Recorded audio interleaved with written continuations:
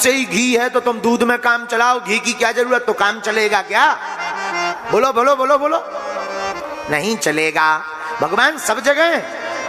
ऐसे ही एक हमारे पास पढ़ा लिखा स्टूडेंट, बहुत पढ़ा लिखा, कोई बहुत बड़ी इंस्टीट्यूट दिल्ली में है, उसमें पढ़ा, बनारस में गया, हमारे पास आया, बोले देखो चमत्कार के बारे में तो हम गुरुजी आपसे पूछेंगे नहीं। हमने कही पूछना भी मत, नहीं तो हम पोल भी खोल देंगे। उसने कहा महाराज भगवान के बारे में बताओ, भगवान होते कि नहीं? हमने कहा होते तो हैं। अच्छा, उसने विचित्र कुतर्क किया, बोले महाराज जी जब भगवान होते हैं तो मंदिर जाने की क्या जरूरत? भगवान तो सब जगह, फिर एक ही मंदिर में क्यों जाना? बागेश्वर धाम ही क्यों आना? कहीं और जाए, घर बैठे। जब भगवान सब जगह है तो ये मंदिर, पुजारी, पूजा पाठ, ये इतना बड़ा आडंबर करने की क्या जरूरत? हमने कहा होशियार, खबरदार। हमने कहा सुनो, तुम पढ़े लिखे हो, हम अनपढ़ गवार हैं, लेकिन हम तुमसे कहते हैं चलते चलते चलते गाड़ी का पंचर हो जाए, टायर पंचर हो जाए।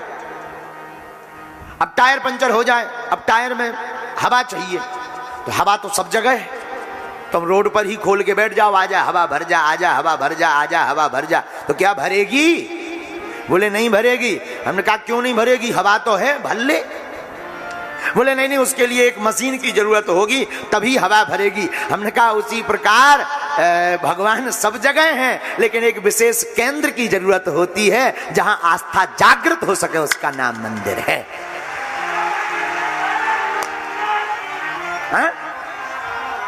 है? तभी आपको भगवान मिलेंगे। तो इस प्रकार हवा है, लेकिन मशीन की जरूरत है, जब वो प्रेशर से भरती तभी हवा भरती, उसी प्रकार भगवान है, कथा में आने की, मंदिर में जाने की जरूरत पड़ती, तभी भगवान हृदय के प्रकट हो जाते हैं। एक महात्मा बहुत अच्छी बात बोले, नहीं अंतर में नहीं बाहर में, भगवान नहीं अंतर में नहीं बाहर में, नहीं आम में है, नहीं खास में है, न विरक्ति में है, न विलास में है। यदि प्रेम हो तुम्हारे अंदर तो प्रभु तुम्हारे पास में है।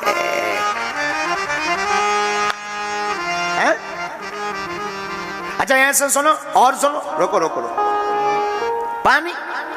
पानी से वैज्ञानिकों ने बिजली बनाई। हाँ जी अन्ना जी, पानी से, जल से वैज्ञानिकों ने बिजली प्रकट की, लेकिन भक्ति से भगवान प्रकट करते हैं। वैज्ञानिक जल से बिजली प्रकट करते हैं, लेकिन भक्त भक्ति से भगवान प्रकट करते हैं। वो भक्ति क्या है? भगवान की कथा में अनुराग ही भगवान की भक्ति है। गुण रूप लीला, भगवान की लीला सुनने में आनंद। अच्छा कथा कब सुनना है, सुनने का फायदा कब है? और कथा सुनी तुमने, वो अच्छी सुनी कि नहीं, इसका आशय, इसका पैरामीटर क्या है? कथा तुम्हें भा जाए, कथा आपको अच्छी लगे, ये कोई बड़ी बात नहीं है। कथा में आकर तुम बैठ जाओ, ये कोई बड़ी बात नहीं है। कथा जब तुम्हारे दिल में बैठ जाए, ये बहुत बड़ी बात है।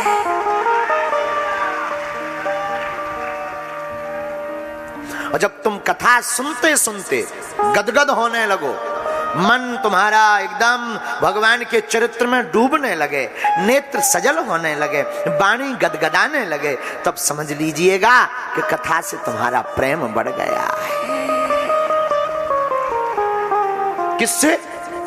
बोलो बोलो बोलो, कथा से। अच्छा एक और, भगवान कहां? भगवान कहां? जहां भक्त की हां वहां। भगवान कहां? भगवान कहां? जहां भक्त की हां वहां।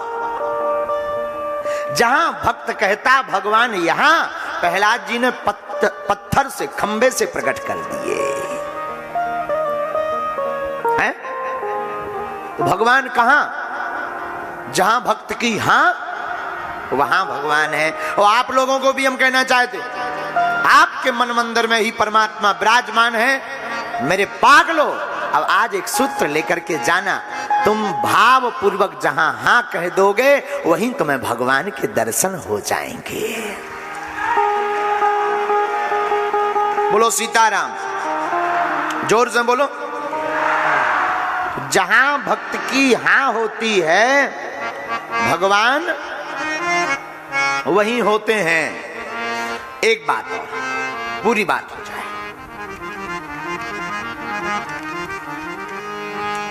भगवान कभी भी भक्त का कर्जा नहीं रखते। तुम कथा में बैठे हैं तो परमात्मा के ऊपर कर्जा हो गया, हाँ सच कह रहे हैं। आप कथा में बैठे हैं तो भगवान के ऊपर कर्जा हो गया।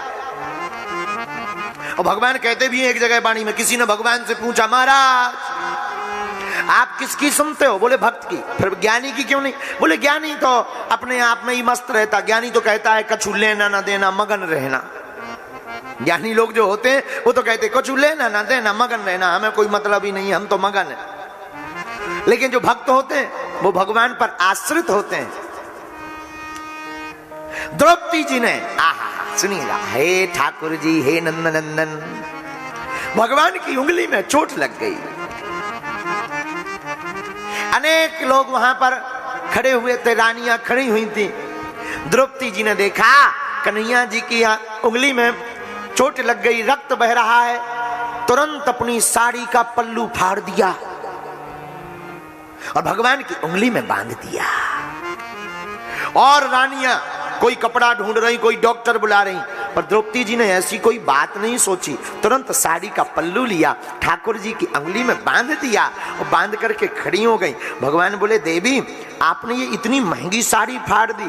तो द्रौपदी हाथ जोड़ करके कहती है, सरकार आपके लिए तो लोग अपने प्राण और अपनी न जाने आपके पाने के लिए क्या क्या प्रयत्न करते हैं, हमने तो केवल ये संसार का आवरण रूपी वस्त्र फाड़ करके बांधा है। हम पर कर्जा हो गया, हम चुकाएंगे जरूर। और जब द्रौपदी जी का अंग वस्त्र हरण दुशासन करने लगा, जिसमें 10,000 हाथियों बराबर बल, और साड़ी को खींचने लगा, और भरी सभा में द्रौपदी जी पहले अपने पतियों की तरफ देखती हैं कि हमें बचाएंगे। उन्होंने सिर नीचे कर लिया तो पितामह भीष्म आदि विराजमान उनकी तरफ देखा तो उन्होंने भी मुंह टेढ़ा कर लिया। द्रौपदी जी ने सोचा अब तो मुझे खुद बचना पड़ेगा, तो अपनी साड़ी का पल्लू अपने मुख में बांध लिया, दांतों तले दबा लिया। और ये हम सब लोगों की आदत है, जब भी विपत्ति आती है तो पहले अपने लोगों की तरफ इशारा करते, तो भैया बचाओ, जब अपने नहीं तो फिर संसार की तरफ, भैया बचाओ। जब देखा कि कोई नहीं बचा रहा तो पहले खुद, लेकिन जब अंत में सब जगह से हार जाते तब परमात्मा की तरफ आते। और द्रौपदी जी से हमारा कहना है, अगर पहले ही तुम परमात्मा के पास आ गए होते उनके सहारे, तो दुशासन की क्षमता स्पर्श करने की भी नहीं रहती।